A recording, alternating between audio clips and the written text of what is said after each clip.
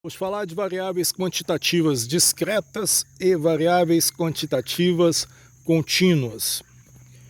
No dia a dia, temos contato com essas variáveis e conseguimos diferenciá-las, mesmo desconhecendo suas definições. Por exemplo, sabemos que é impossível haver 4,5 pessoas em uma sala, mas é perfeitamente possível que o comprimento da sala seja de 4,5 metros.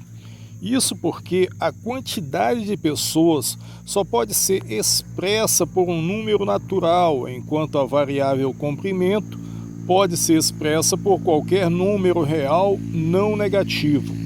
Assim, dizemos que a quantidade de pessoas é uma variável discreta e o comprimento é uma variável contínua.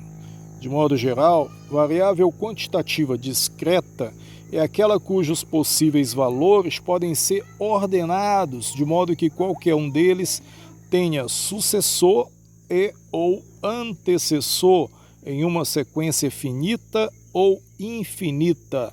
Na maioria dos casos, as variáveis quantitativas discretas resultam de contagem de unidades e, portanto, são números naturais.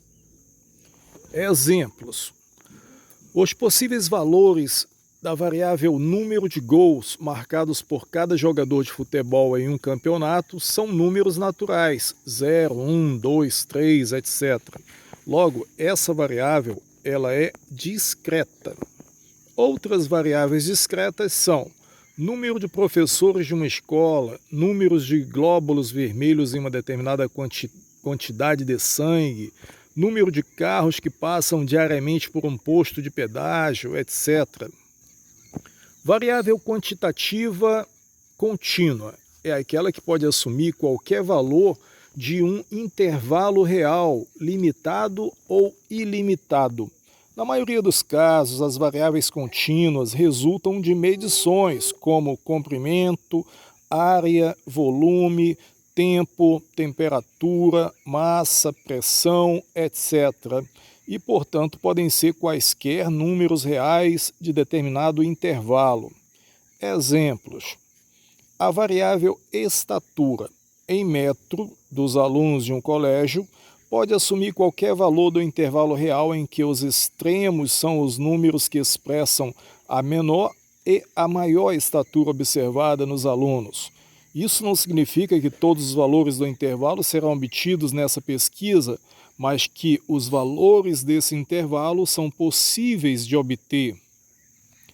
Outras variáveis contínuas são volume interno de um recipiente, área de um terreno, tempo de viagem, temperatura de uma região, pressão sentida por um mergulhador, etc. Nota: para classificar uma variável em discreta ou contínua, consideramos o conjunto dos valores possíveis de serem assumidos pela variável, e não apenas os valores assumidos efetivamente por ela em uma pesquisa.